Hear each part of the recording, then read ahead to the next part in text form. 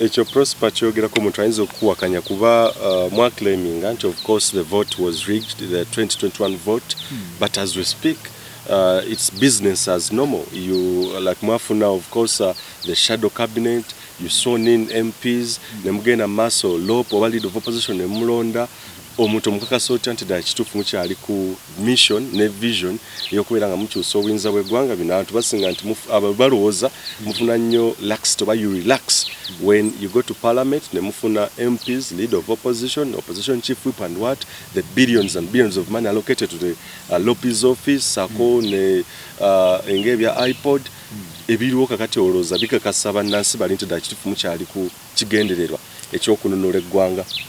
Olaba, well, my response is quite convoluted.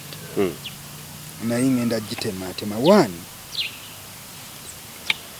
okukyusa obukulembeze si sprint. Okay? Sikafubutu. Sikafubutu nti tufubutuse tugenze mukola ki? Mugenda kubeera nga Usain Bolt tugenze muno nayo. Process step by what? Step by step. Fe nga opposition ogwaffe tugukola ate n'obwo bwe batuwaayo ne babuyisa mu office ya Lopo busamambiro bakuze bakola ki? Si bafula obuntu ono si bwe bafudde okubeera nga muri relaxed Prosper. Nedda kakati lakizite eyo one tuli n'omuntu nakyemalira atayina respect for human rights. Owulira mukulu nga n'ataize ku street muwakanya olaba amutwala kati bw'ovaayo n'omuconfrontinga. One thing that Ugandans must know that we shall use all means possible to confront a dictator. Tetugenda kubeerawo na one way nti yeeno yokka. Administratively katubeere ne alternative government no alternative policies tuzibawe bo bazisuule busuuzi mu kasero nga bwe babadde nga bakola ki bakola tukozese as oppositions n'abo ababaka baffe abaliyo yadde si bonna nti abaliyo nkiddamu aba opposition nti baliyo kuki ku lwaffe owulira mukulu si bonna nti abaliyo abamu okuba lwe baafuna obufoofofu abamu ne bafuna ne ku passport kubaffe tulina n'ababaka nga ne passport yasooka gifuna bamaze mukola ki ng'ali mu parliament. Abamu ke batuuse ku breakfast w'emitwalo 25 ndi mulungi mukola research eriyo abatuuse ddamu ku breakfast owa emitwalo 25 in a single day n'atandika okulaba ng'afunira mu double figures.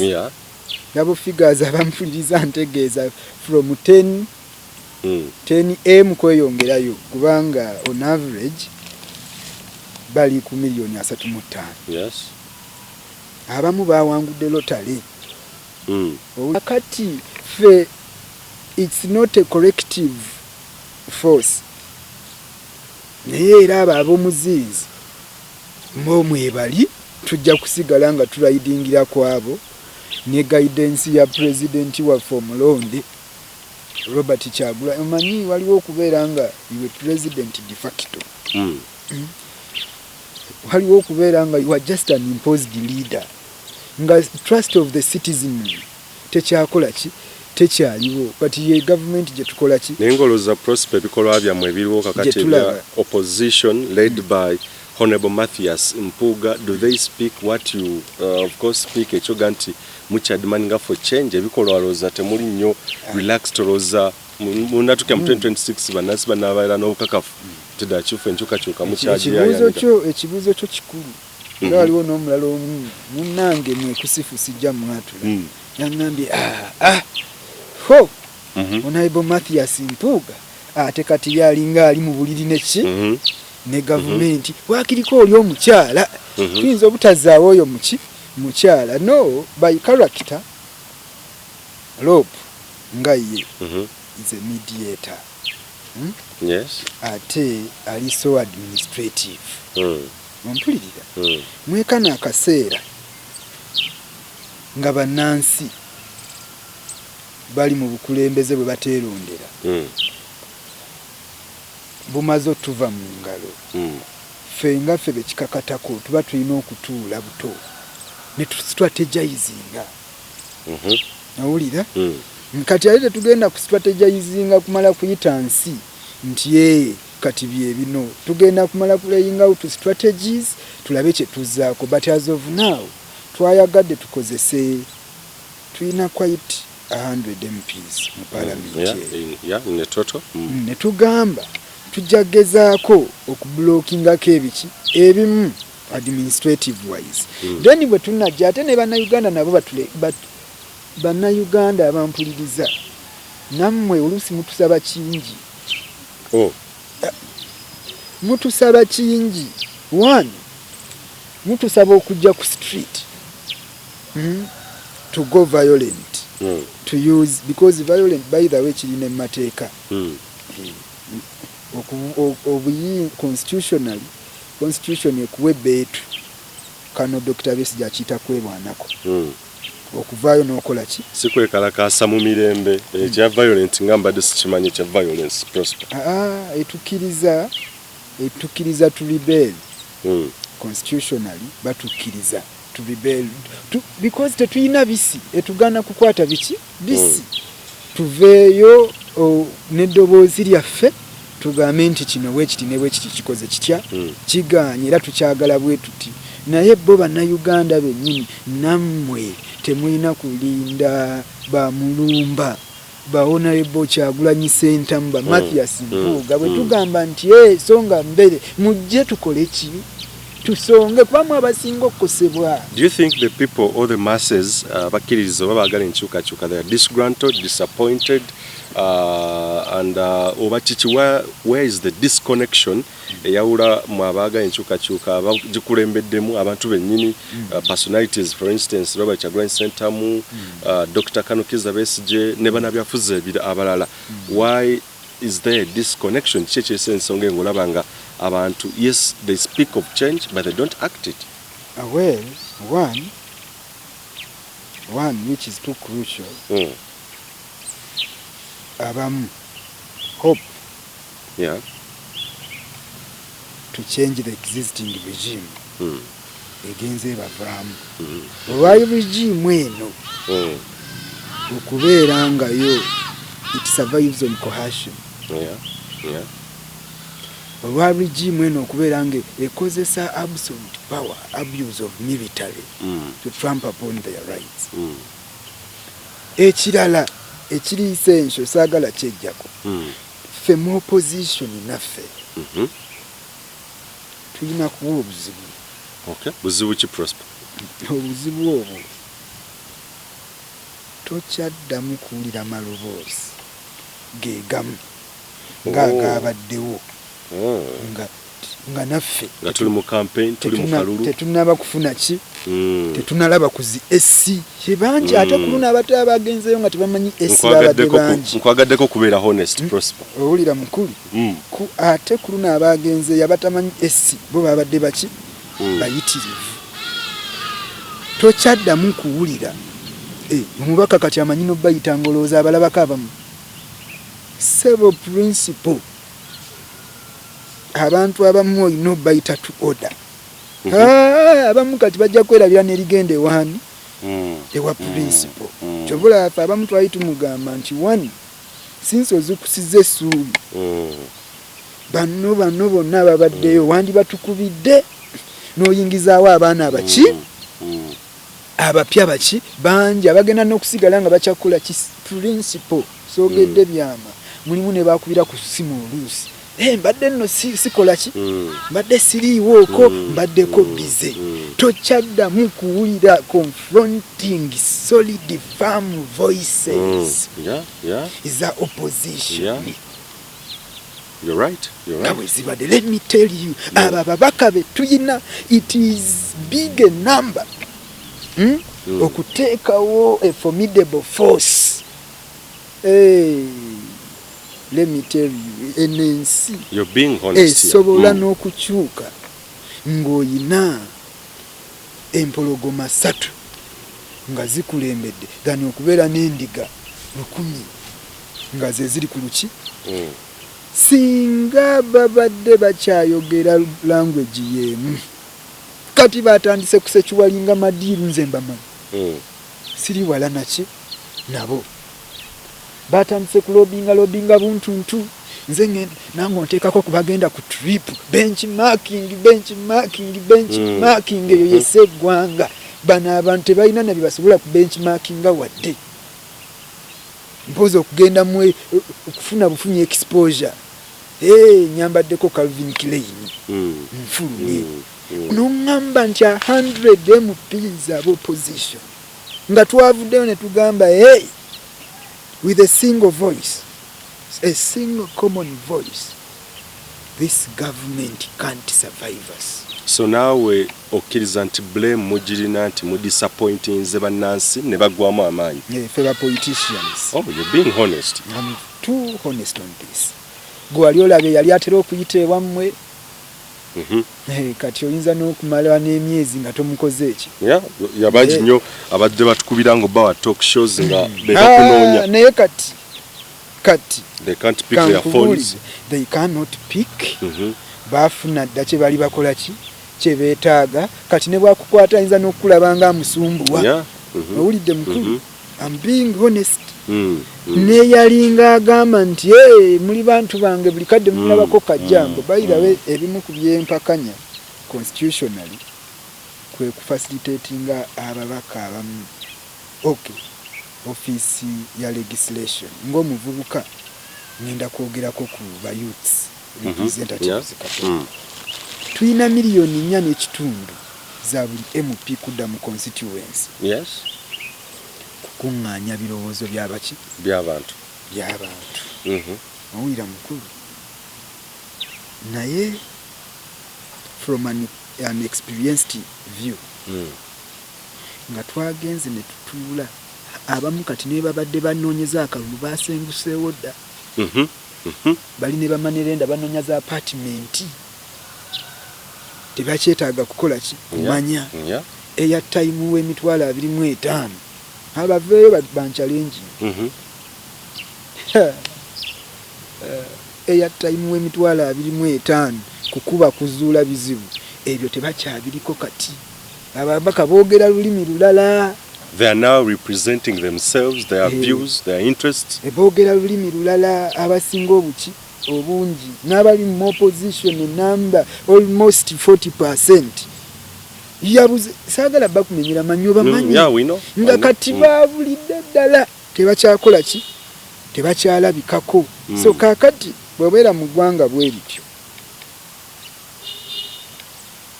munansi owa Lwengo owa Greater Masaka ne Uganda yonna okutwaliza awamu kiddayo gy'oli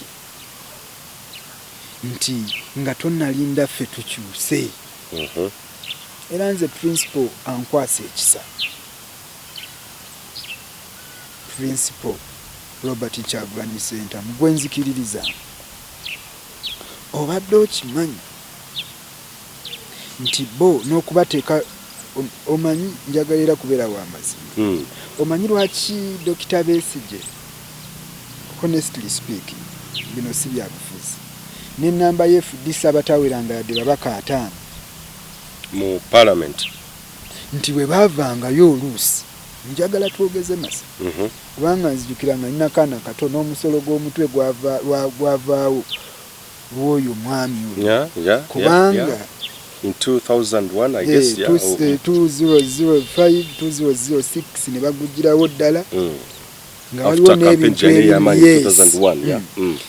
n'ebintu ebimu ebirala nga bimaze kubeera nga that grip okuva mu opposition ne checks and balance. For instance ng'omuwendo gw'abaana abali bagenda ku government scholarship e Makerere University. Nti ebyo FDC yali esobola obiconfrontinga yadde tawuliriza omukulu president naye ng'oluusi avaayo n'agamba yali awulira akazito kwana okusinga ku 10 kati ate abakola ki abaliyo maniko kiva yes yeah very good that analogy nti dulieri FDC oba FDC webadde kute flag ya opposition ng'erina ababaka katugeze nga 5 mu nga tebatuuka nayo they could reality check babadde nga 36 olowooza kivudde ku kiika kati okubeera nga NUP erina majority naye nga bw'ogattamu omwendo guli waggulu nnyo nga right now dissenting voices ziri wansi ddala nti okwogera owulira kutono national character 2 quality yeah no sitera kwogera bisanyusa busanyusa njogera n'ebiruma as long as omusajja omu bamuyita Abraham Lincoln if it needs to move alone but for the truth do than okola ki kati siri mu kwogera bigenda kusanyusa abantu bavanga mu buli musoso 1 aba Forum for Democratic Change 2 the quality kyekiri kye nakugambye nti n'olutabaalo nga lulimu endiga nnyingi nnyo mpitirivu nnyo ofundako ng'olinamu ki empologoma 2 nezikola ki ezisobola okuwuluguma mwami Museveni ali eri anywa akacaayi ompulirira ali eri anywa akacaayi ku byobulamu ali eri anywa akacaayi ku byensoma ku byenjigiriza ebitateredde kigambibwa abaana kati bajja kuddamu na January tetulabawo wadde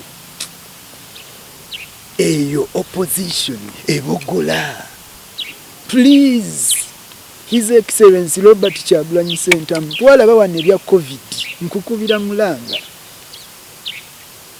mulanga newankubadde takola kitawulira naye ate tekinyuma kumusiisiriza buki musiisiriza kazigo obogolako yadde omutima gumu okunyeenya naye osobola onnyenyanyenyako waakiri ebikola ebimu ne bikola ki ne bigwa opposition MPs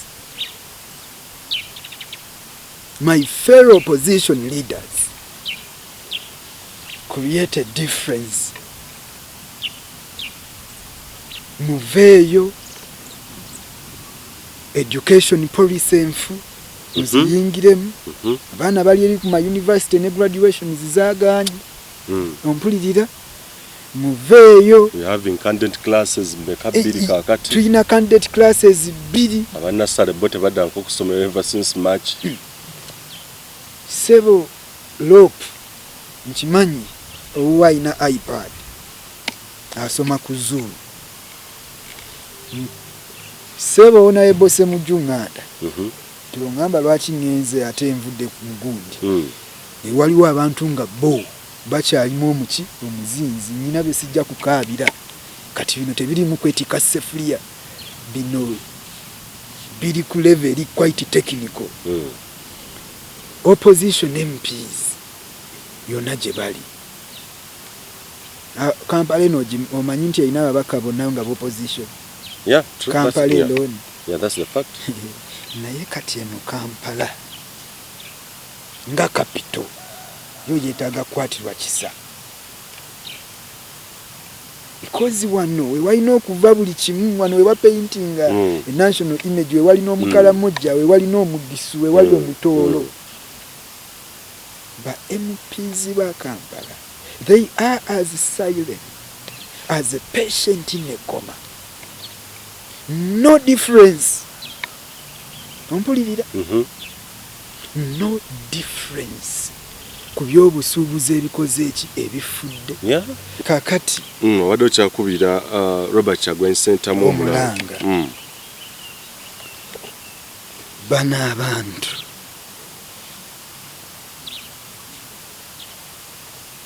kati kankubuulire eno parliament nze nkiddamu eno eye-11 ebyo ebi administrative bannayuganda nakyaza administratively kirungi naye ebizukusa Museveni seebyo. Come on, ebizukusa President Museveni seebyo byampapula. For the first time to launching a legislative agenda nga ne Right Honorable Speaker Jacob Oulanyah atusuubiza obuyambi nga ne kenyini azze ali omu ku bagenyi abayite for the first time. Ate n'oŋŋamba we've launched it ate mu iPod tuganya ogendayo. It makes no sense. Bana you people Bannayuganda bano bakola ki? Balaba. Okay? Tuyina legislative agenda. Wali mubanga abalaze nti muri ready for dialoguing. Right Honorable Bazewa National States Movement. Absolutely. Yes. Let me tell you one thing. iPod is all about dialogue. The moment you pay a lead of opposition in Parliament, you've acknowledged that there is an existing regime. Okay? Yes. Togamba wano kucha iPod. Honorable Joel Osenyo. Mani, but politics of cheap popularity na ya Senyo Africa. When shall we ever be true, realistic as politicians? When? Onogamba nti bwengenda mu iPod mange yegase kumuki ku President Museveni atulawa ali mu parliament ya Lancaster obatamanyi parliament gyatuddemu. Please Honorable Joel ng'omwogezi wa NUP parliament gyotuddemu otuddemu ya Uhuru ne mukwano gwange William Ruto ya Kenya. Si parliament of what? Parliament of Uganda. Okay? It is one of the 3 executive organs of the government. Kati bwoba nazira supu w'enkoko toziraako supu n'olyamu ekifi waakiri byonna bizire you create sense. Nti atozize supu ye kanti enkoko sijja ggirya. Byonna waakiri bikole ki bizire tumanye nti wakoze. If it is to defy. So now okkiriziganya n'aba FDC nga ne Kano Dr. Kizza Besigye nti defiance is the way to go. If it is to defy, okay, let's defy in unison. You get it? Sigenda yo atotudde kukosase.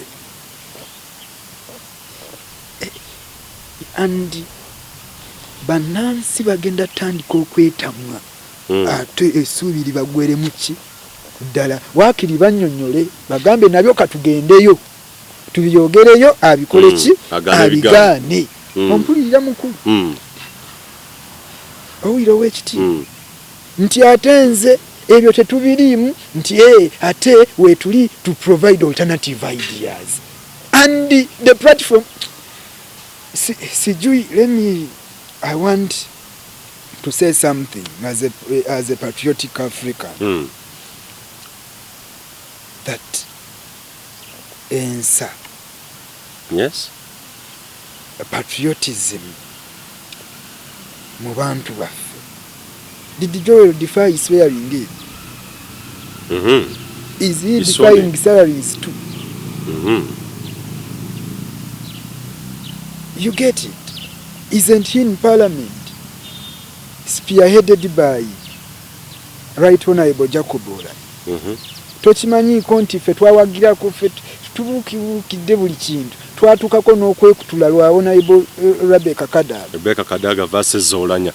Where is she now? There were factions there. Where is she? Yayina the biggest portion from us. Alieri is serving a patrimonialistic one.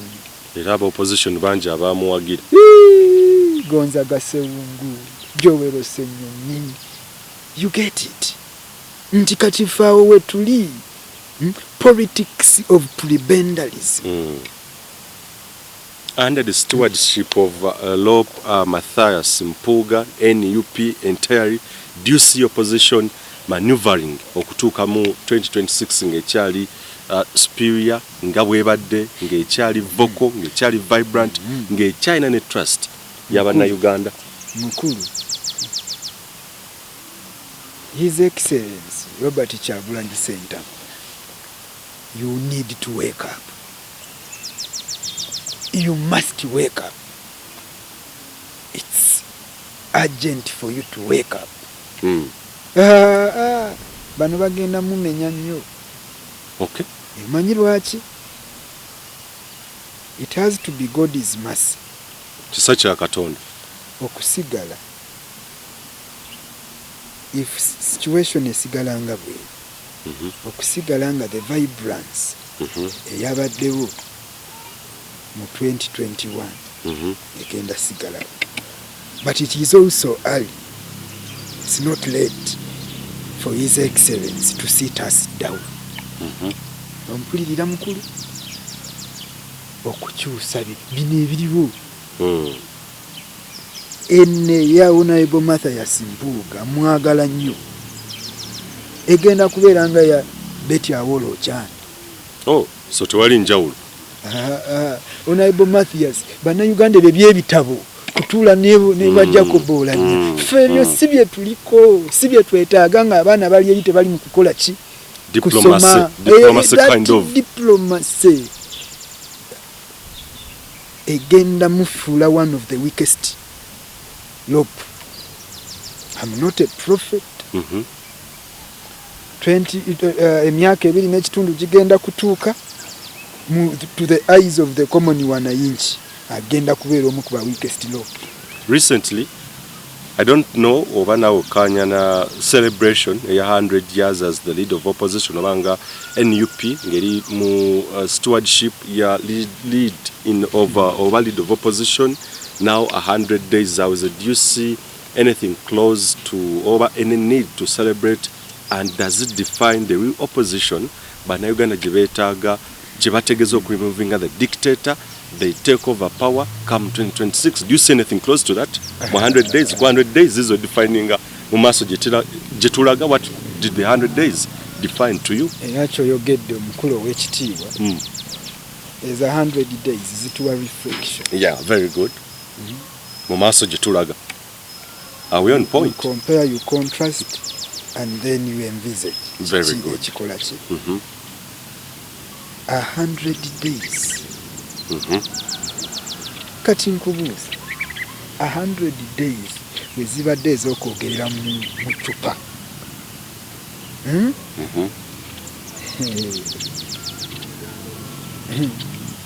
Bwe zibanga mu 100 days twogerera mu ccupa, olwo bwe naabeera eya neya plus. Let me tell Ugandans,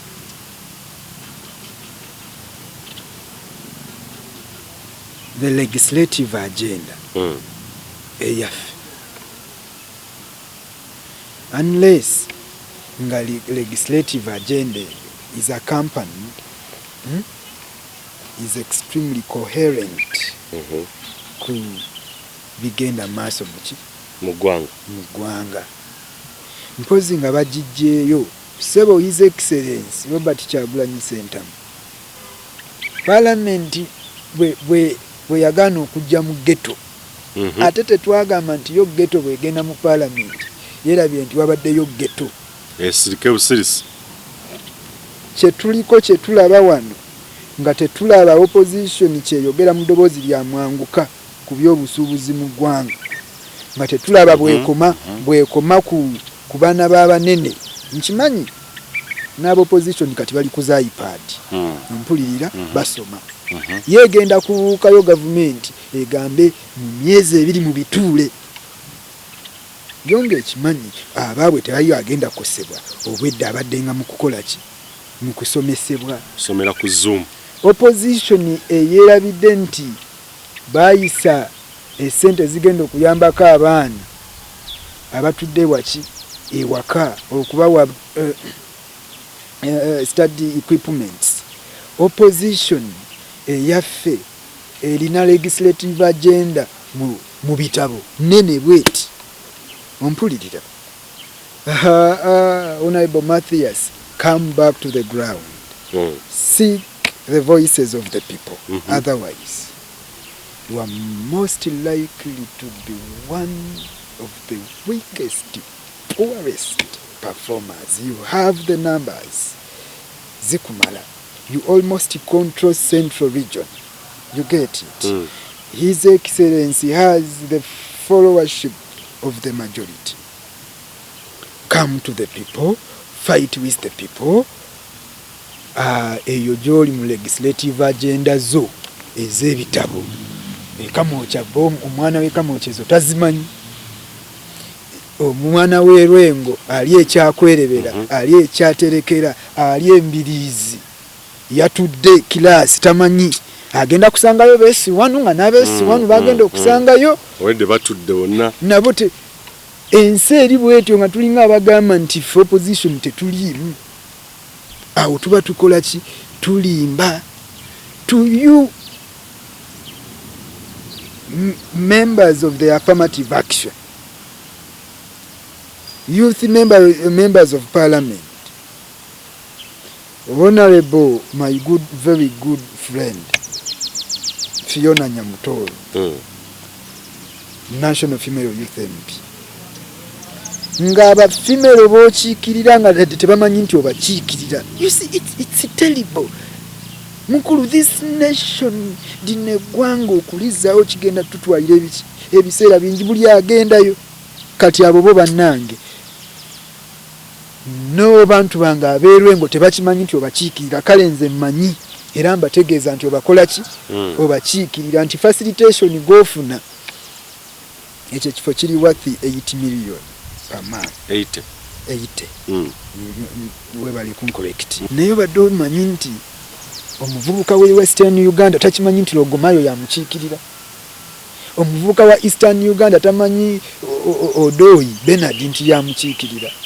Owa North, owawungo wawano babirye Mulongo.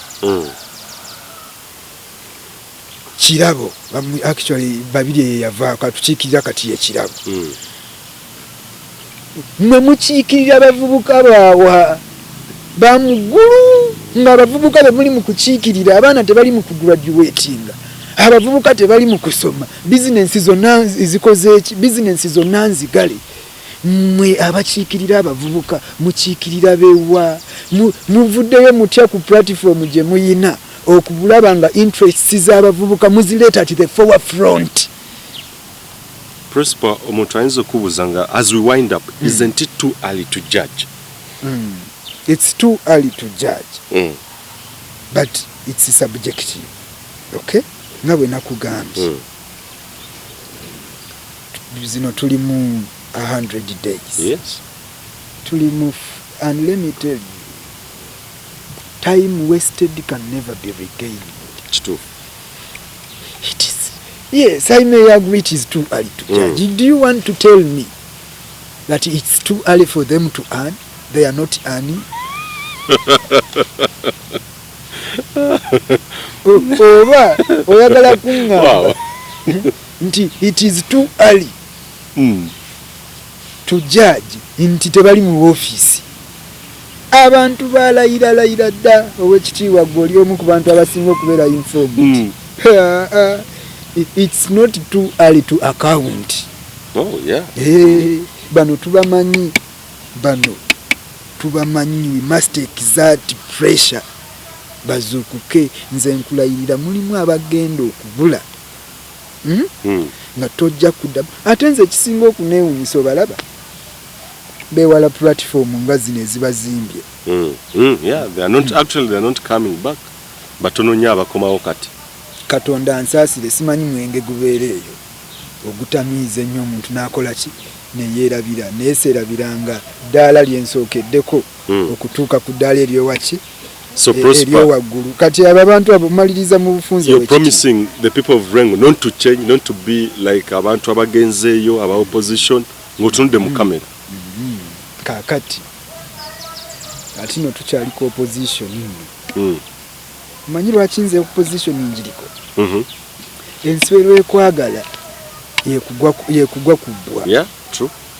Kati nze siina bantu bamu abafaanana guno omuzindaalo paati ennene budde bwe nnyinza muteekako ngamba manyi nti bo bannampulira zibi kanzukusa abange ngamba manyi nti n'abamu bayingirayo nga n'empapula bagese ki ngete abo nze bannange bempi beenale mu nsonyiwe nze siina kye mbabanja as long as ne president yagamba londa ekidomola naye nga kya yero kati mwenze ebyammwe mbimanyi babasamirirako busamirizi mwe temujja kumalira buki budde ebyammwe byekyankwanzi and we shall get rid of you people one day. Nze ndi kubange bano nti bo creating a difference in your parting shot. So kakati dear Ugandans, ebitunyiga bingi. Dear principal National Unity Platform, ekyakukola si legislative agenda. Principal nze kati njogera ku gwe nnyinamu essuubi. Abo baleke kulimba limbisa abo kukutuuza mu bufoofofu kwambala suuti kusiba ttaayi. Nkimanyi abamu balyani buli kuba followers naye soogera bibasanyula. So kati principal abantu bo gyosibira eri ettaayi gyobeerera ku Zoom olutatadde. Principal abantu balonda mu banda balonda abafaanana. Kakati vaayo komawo wansi mu bantu abasajja bagambe kubenze ekisinga okunnuma tulina MPs nga ye ne ku parliament era tojja mulaba bannaye tukufiirwe ku parliament kubanga biri byamagezi mangi neno nawe tukukole ki tukufiirwe oba ofuuse loosi nnene. It's pathetic sinzi balinga 10 bemmanyi nga ku parliament the likes of Honorable Medad Lubega Segona, Delop, Semuju Ibrahim Nganda, and by the way, I think Joyce Bagala is trying, yes. Following Joyce Bagala. Yes, and oyo yavana mu mawulire oyo yamanyi ajja kutryingira ddala tukuyinamu essuubi abantu b'emityana bakuyinamu ki essuubi gwe onalebo zaake gwekola ebibyo byomanyi buuka zanya yes nawe tusigale nga tukulabira ki awo at least ye mwebaza bye byamanya abikola ki abikola mulimu n'abalala nga wali police wise zero bagenda kubaayo ng'ate ne ku ground era bagenda kukola ki kubula. So kakati to the common man okukyusa eggwanga lino kigenda kuddayo 80% kugwe mu Nabukoto Midwest. Yes. Okukyusa ebyensoma bakademiya muliwa mukulu bino sitebikyali byakulabala. Politics is too serious a game to be left to patriotic politicians.